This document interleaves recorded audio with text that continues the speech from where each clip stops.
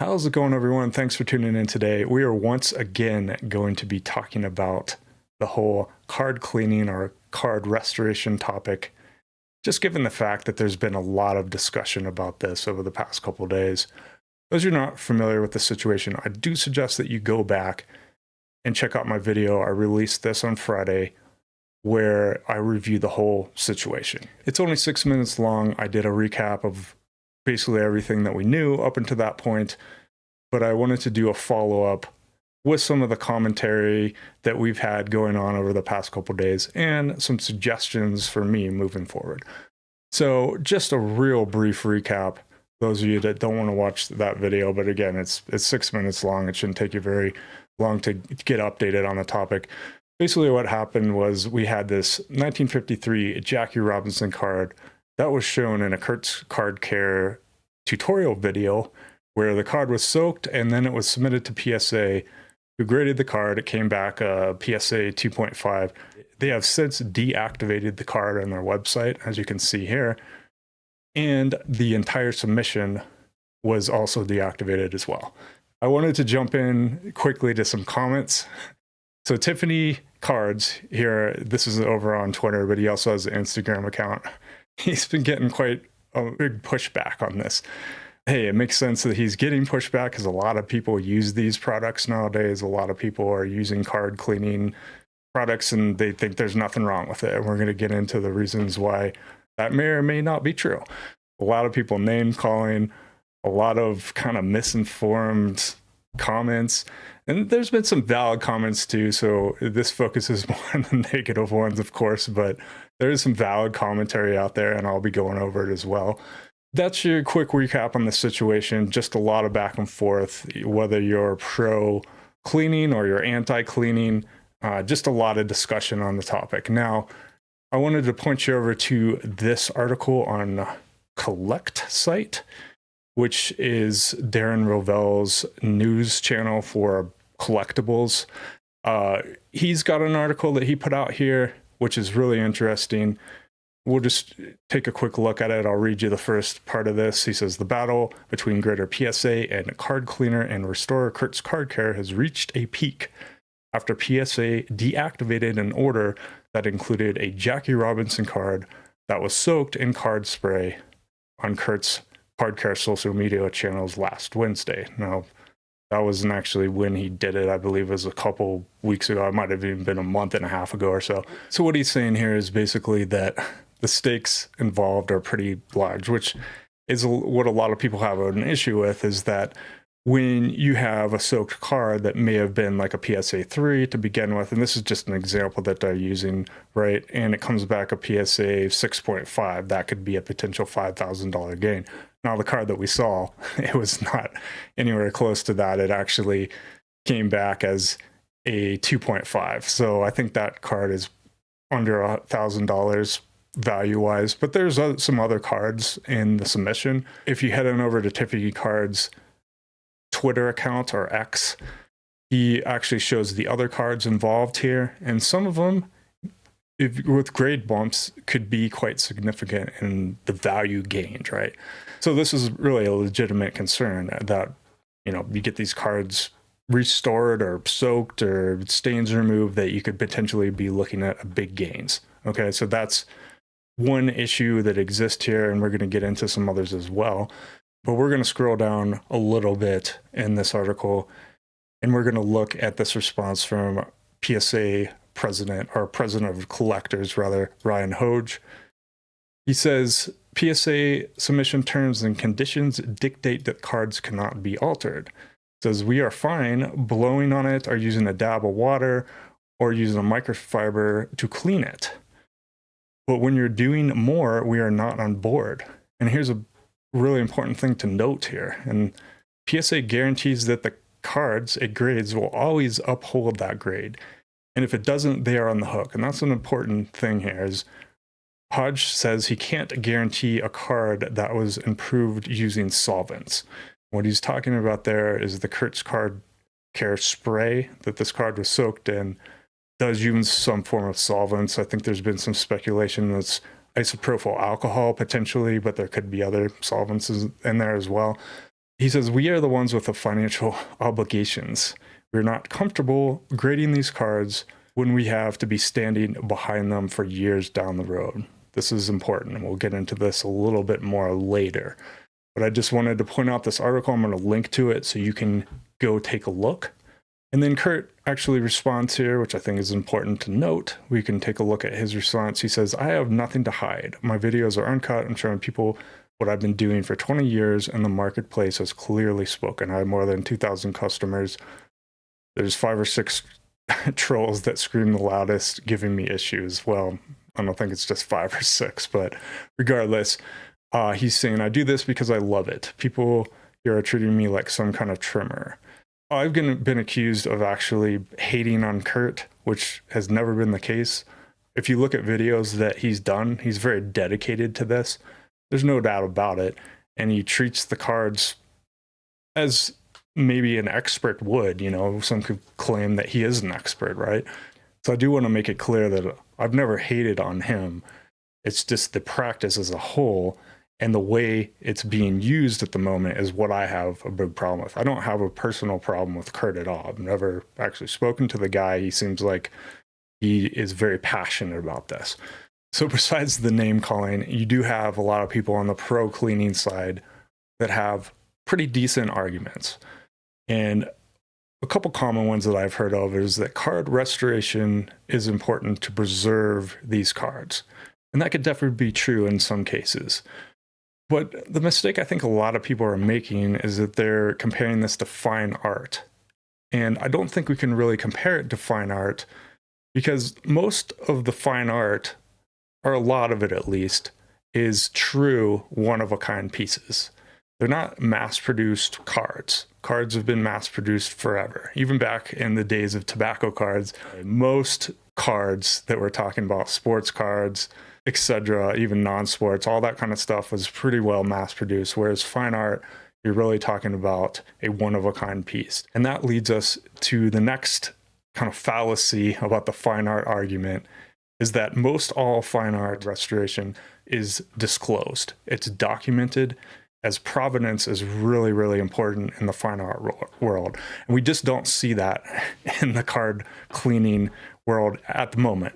And I'm going to get into this later, is why I feel this is the most important topic to talk about when we are talking about card restoration, legitimizing it. There's a lot of good information out there on art conservation in general. I find that the Getty Institute, this website here, is pretty nice. It goes into a lot of this stuff in detail, but it does talk to the fact that provenance research is very important. Again, documentation. There's entire courses that you can take in college and get degrees in art conservation or art history. This topic is pretty involved. So if you're interested, head on over there. But what I do find interesting is that the research on what was done to cards has to come from people that are against the practices. I mean, if you look back here at Tiffany Card's post here, somebody had to figure out how to tell that these two cards are the same. You know, they pointed out a couple spots here on the cards that you can compare, and then they can show that after the soaking, it seems to be these tape stains disappear. This would really be things that the person that is working on these cards is pointing out to provide that. If you want to compare it to fine art, you have to go the length that you're going to disclose and document what was done. It shouldn't have to be done by the people who aren't approving of these practices, like the graders or just your average person here that is pointing out this. So they need to provide this if we want to compare it to fine art, or else the argument kind of falls flat on its face, in my opinion. And we can even go over here to the Denver Art Museum, where I saw this little blurb. I thought it was important to just point out really quick. And they're asking, what is conservation? And you can read this. I'll link to this article as well. But here's an important part. They said, carry out very detailed and written photographic documentation of artworks, scientific analysis, and research into the techniques and materials used by artists throughout time. And this is not happening on the card restoration side. You've got people that are providing products that maybe they've tested, maybe they haven't, but there's no analysis of these procedures. There's no research into the techniques. There's no research that's been done into long-term damages that could be going on, years down the road when we soak cards in these solvents that people are selling.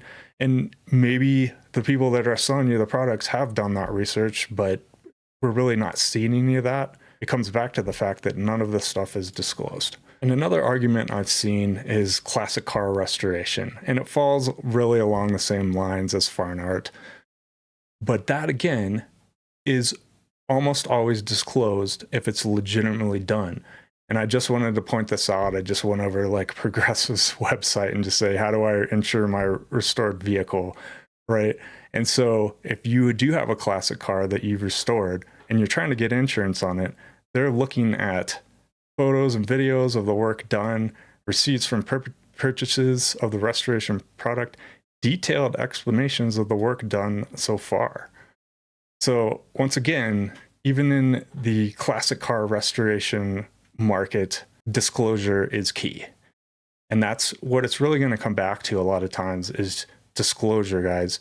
That's the most important topic here, and really the most important thing that you're going to hear from the side of anybody that's anti-restoration or anti-cleaning. It's not necessarily saying that you can't just go do that for your own cards. It's the fact that it's being hidden. It's being hidden from the grading companies. It's being hidden from the end buyer. That is point blank the biggest argument on the anti-cleaning side. And we're just going to review that real quick because I think it is important. Now, in particular, we're talking about PSA in this instance, but it could go for other grading companies as well. But the Jackie Robinson, the other cards, and that PSA submission that were deactivated, you got to go back and you got to look at, number one, these practices go against their terms of service. I'll link to their terms of service. You can go over there. You can take a look at it.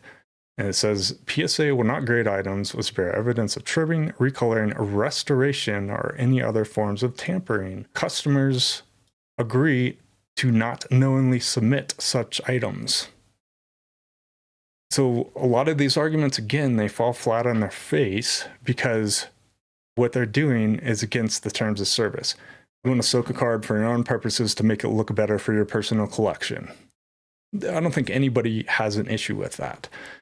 What the main issue becomes is that not only are you trying to pass this through PSA and not disclose what you've done, because if you do disclose it, they aren't going to grade the card, but you're trying to pass that off then to the end buyer. So if you're doing it for yourself, even if you're passing it to PSA and getting it back into your personal collection, which in my opinion, there's nothing wrong with that, but you're still not disclosing to PSA because if you did, they would reject that. Now, what could you do if you disclosed the card that you restored or that you cleaned or whatever? You could, in fact, get an authentic altered designation on the card. So maybe that's an option for you, right? You could go and soak your card, remove stains, submit it to PSA with full disclosure and say, I want an authentic altered designation. I just want it slapped. But the problem with that is people are typically not doing that. What they want is they want a number grade so that they can get the card back and they can sell it. And that's where this whole debate kind of comes to a head at this point, is that you have people that are pointing this out, that this is unethical. And then you have others on the other side of the fence. Don't be a Karen, don't be a this or that. Let us keep doing this. It's all based on the fact they're trying to maximize profit, which in of itself, there's really nothing wrong with, but it's the fact that you're having to deceive the grader, then you're having to deceive the buyer to make that extra money, which is a big problem for a lot of us, myself included. So in my opinion, disclosure is the key. If you want to legitimize card cleaning, we have to move to the point where we're disclosing this. And so whether or not you believe that card cleaning services like Cllct are actually preserving or restoring these cards, it still needs to be an accepted industry-wide practice to legitimize this. So I have some thoughts on how this can be done. If you go over to CGC, they actually offer and have been offering for quite some time a restoration scale and conservation label on their comics. And so if you look at this article right here, and I'll link to this as well, it's from 2014. So they've actually been labeling these for quite some time. They offer services for restoration right on their website here, right through them. These are tested methods that they are comfortable doing to your comics, and then actually either grading it without a restoration label. So in the case of like pressing the comic to get out wrinkles, that's actually accepted practice. I don't believe that you would get a restoration or conservation label in that case, especially if they're doing the work for you. But then some of the more heavy-handed restoration can, in fact, designate that different label, right? But they do have services for restoration removal. So if somebody did a really bad job on it and you were going to get tagged with a restoration label, they could potentially reverse that, and then you wouldn't have to get that label. So given the fact that CGC is already doing this for comics, you would think that the transition over to sports cards, which they also do, wouldn't be as huge as someone like PSA who's been against these practices for a very long time. So if you want to start with somebody, I would suggest starting with them and open a conversation. But anybody really that's pro cleaning needs to talk to the grading companies. If they're looking to go out and get these cards graded that have been restored and make this a legit practice, you have to get the grading companies on board. Because like I said, otherwise it's pure and simple deceit. It's trying to pass it through PSA, then it's trying to pass it through the end buyer. And most people that are against these practices have a big problem with potentially buying a card that was cleaned, soaked, whatever was done to it was restored. It got a label, and maybe if it didn't get a label, but there's no disclosure about what was done. When it comes down to it, that's what a lot of us are against, myself included. But at the same time, I see a really strong push for people that want to continue cleaning cards, restoring cards, which even if I'm not into it, I understand that that's now a big part of the hobby itself. And so I wanted to offer these suggestions on actually legitimizing this process for you. So I hope that was helpful. I hope that makes sense. Please comment down below if you have any additional thoughts about this, anything that I potentially didn't cover that I missed that might be helpful in discussing this topic and are wrong. I'm open to suggestions, and I think most people who have been against these practices and cards would definitely be open to them if there's disclosure provided. That's the number one thing here that I hope you all take away from this video. As always, I appreciate you listening. If you did enjoy this video, please consider liking the video and subscribing to my channel, and I will catch you on the next one.